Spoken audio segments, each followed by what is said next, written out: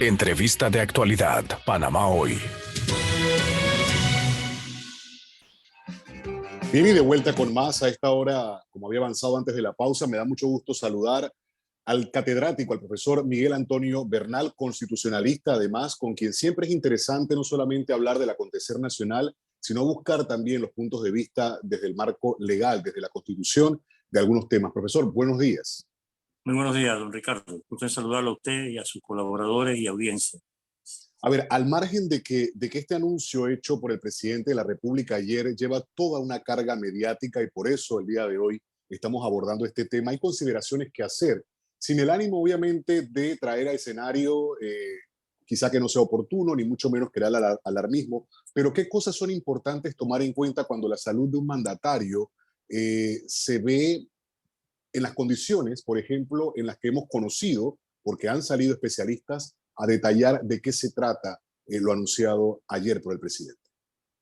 Sí, muchas gracias por la oportunidad. Sin caer en el sinnúmero de especulaciones que provocan este tipo de noticias, y sobre todo en una sociedad donde no hay mucha institucionalidad, debo señalarle a usted que el Estatuto Constitucional vigente, en el capítulo primero de su título sexto, dedica varios artículos a presidente y vicepresidente que pueden ser tomados en consideración para información y análisis de la población. En primer lugar, el artículo 188 establece que el presidente de la República puede ausentarse del territorio nacional en cada ocasión sin pedir licencia de su cargo por un periodo máximo de 10 días sin necesidad de autorización alguna, y en caso de que exceda de 10 días y no sea mayor de 30, es el Consejo de Gabinete el que le da la autorización. Cuando exceda más de 30 días debe requerir la autorización de la Asamblea Nacional.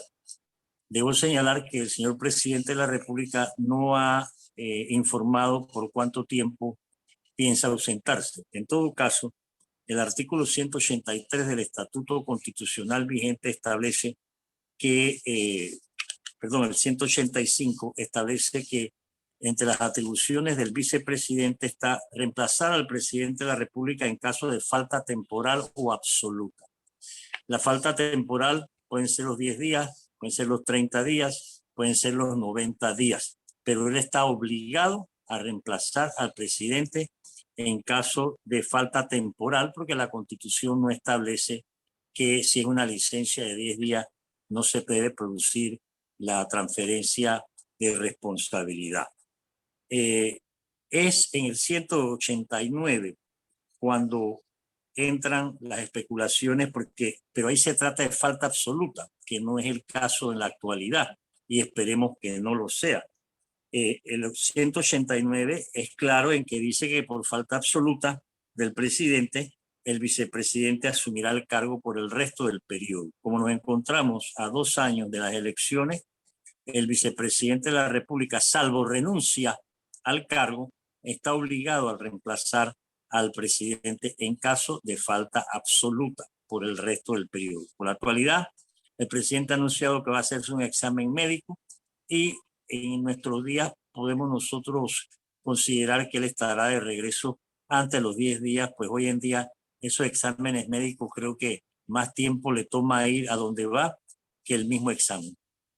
Esto que contempla precisamente estos artículos de la Constitución, profesor, acerca de las atribuciones, como ha mencionado, y las decisiones que se puedan tomar por lo menos durante los 10 días, ¿hay competencia de tomar cualquier tipo de decisiones de orden económico, cualquier tipo de decisiones en cuanto al manejo de otras instituciones?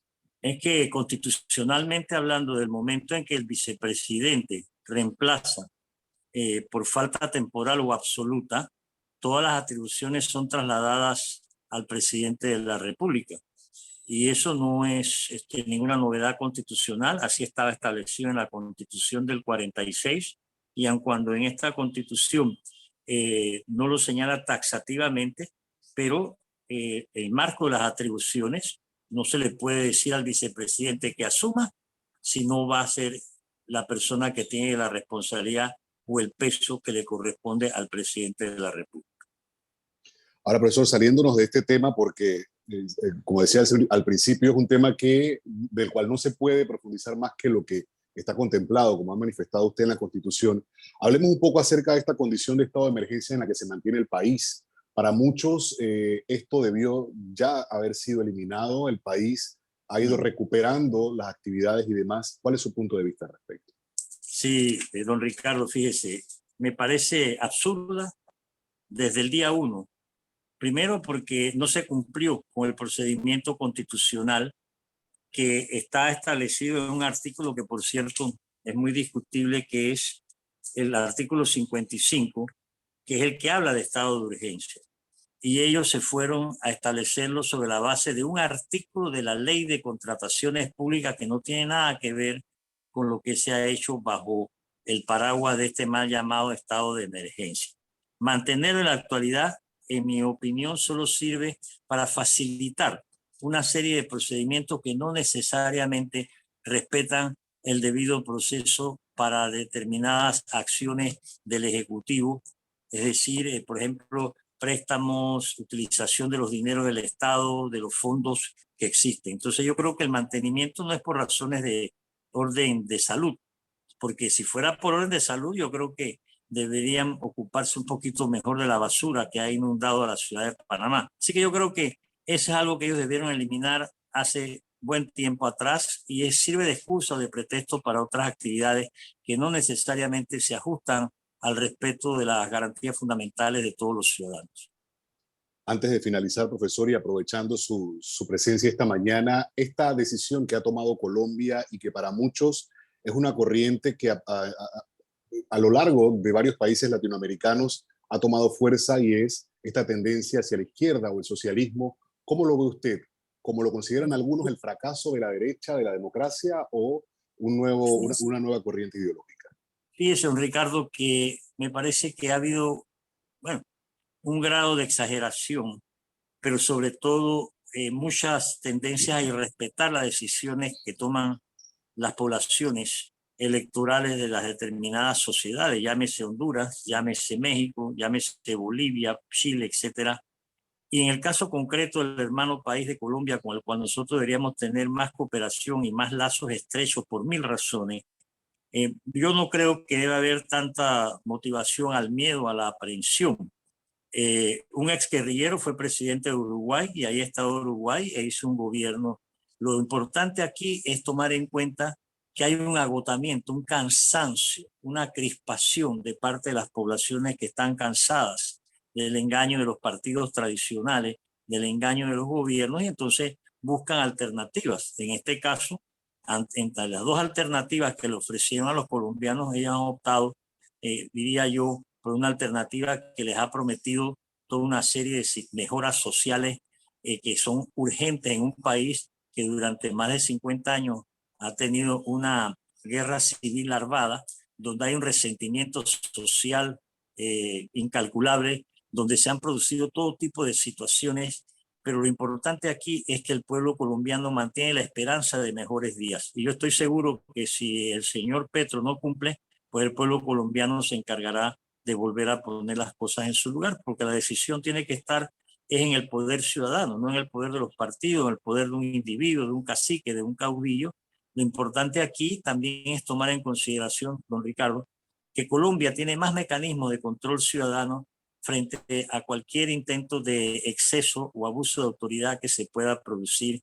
Y los hechos sociales que ha vivido Colombia creo que van a permitir a la población encauzarse por mejores derroteros donde cese la desigualdad, donde cese toda una serie de situaciones verdaderamente fuera de lo humano y que nosotros aquí en Panamá tenemos más bien es que aprender y más que buscar la brusca en el ojo ajeno, ver la viga en el propio, donde también hay un grado de desigualdad social que nos coloca como el cuarto país a nivel mundial con mayor desigualdad y eso, mientras se mantenga, eso siembra vientos. Y yo creo que tenemos que buscar todos los medios habidos y por haber para evitar cualquier conato de violencia que se pueda producir en nuestro país.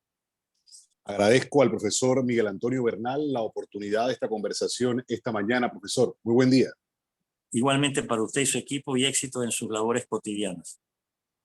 Bien, y vamos a avanzar siendo las 7:01 de la mañana.